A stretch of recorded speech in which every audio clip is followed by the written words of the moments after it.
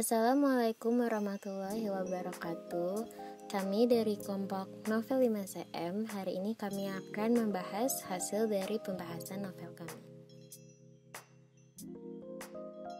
Identitas buku. Judul novel 5 cm. Pengarang Doni Dirgantoro.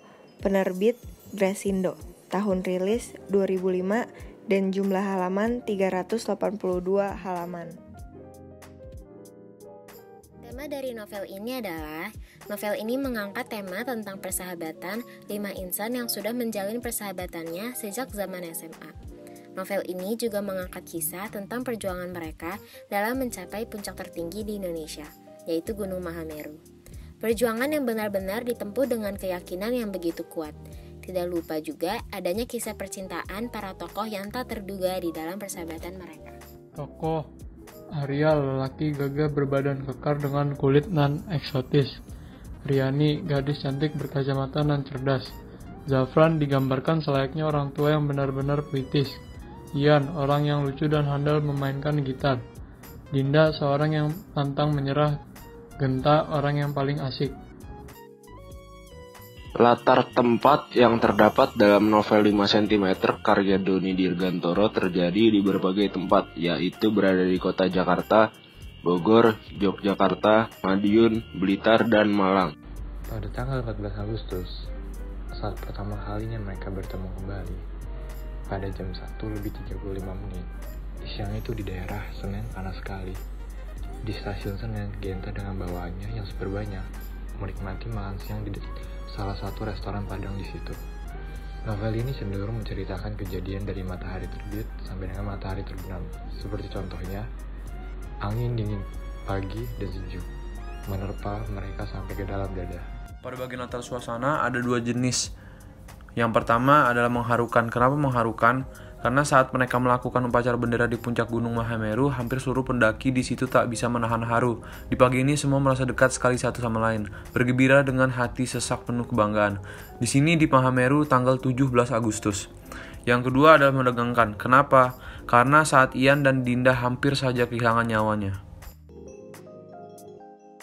Alur yang digunakan pada novel ini adalah alur campuran atau maju mundur. Cerita dibentuk selalu beruntun namun diiringi dengan sedikit flashback. Sudut pandang yang digunakan pada novel ini adalah sudut pandang orang ketiga, yaitu serba tahu. Pengarang benar-benar menceritakan cerita seakan-akan ia Tuhan yang tahu akan segalanya. Mulai dari alur cerita, isi hati, bahkan pertikaian bain antara pemain di dalamnya.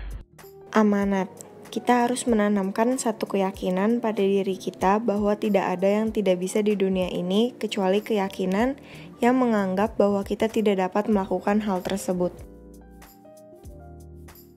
Doni Dirgantoro lahir di Jakarta 27 Oktober tahun 1978. Dia adalah putra sulung dari 4 bersaudara. Ini menghabiskan seluruh waktu kecilnya hingga besar di Jakarta.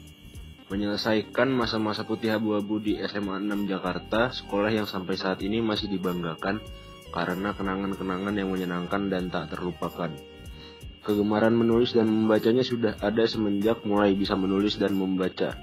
Konon hal ini akibat sang papa yang meletakkan banyak buku di sekitar ari-ari putra sulungnya. Selepas SMA, ia melanjutkan studi di STIE Perbanas Jakarta dan ikut aktif dalam segala kegiatan kampus.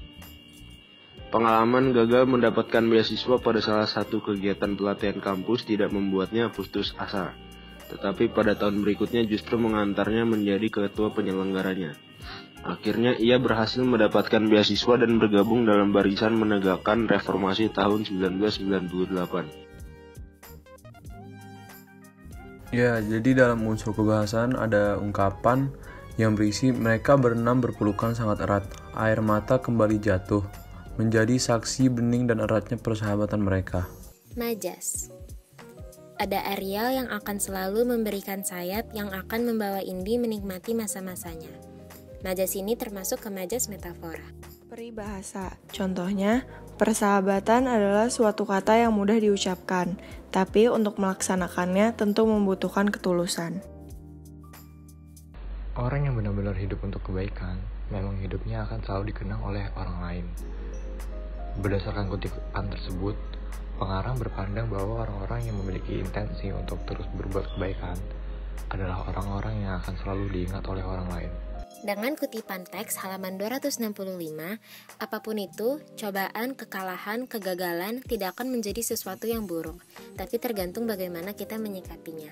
Dengan analisis isi yaitu, berdasarkan kutipan tersebut, pengarang berpandang bahwa di dunia ini semua orang pasti akan mengalami kegagalan.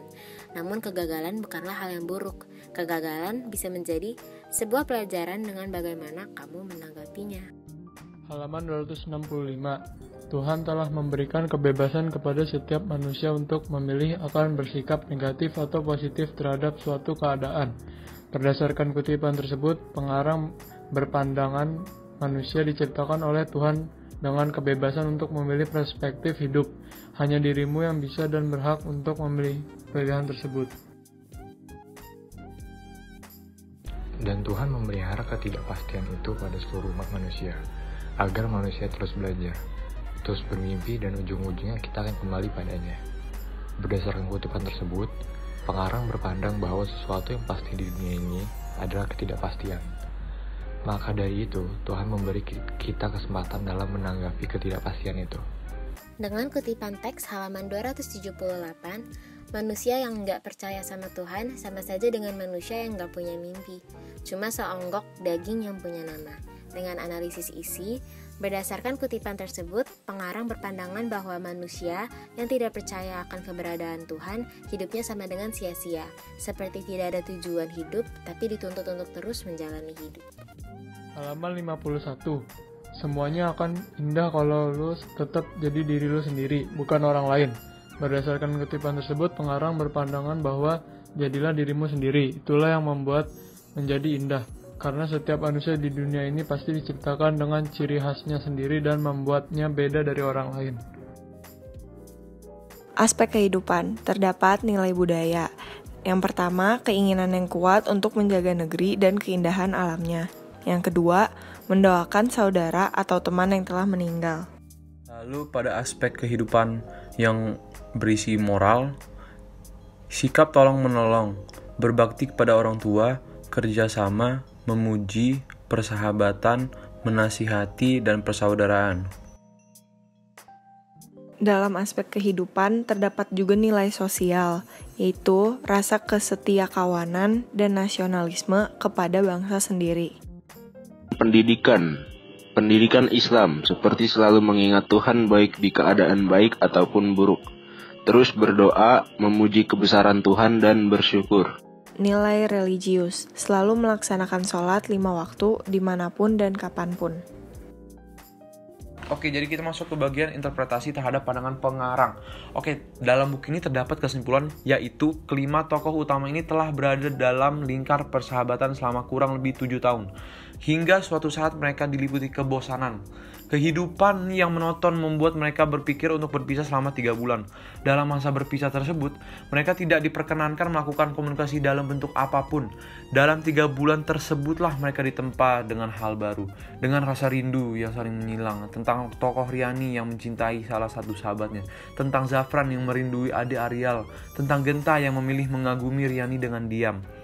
Selain kesimpulan, terdapat juga moral, yaitu kelompok kita pun juga setuju dengan nilai yang ada dalam novel ini, yaitu cintailah tanah airmu sendiri, mau bagaimanapun keadaan di dalamnya.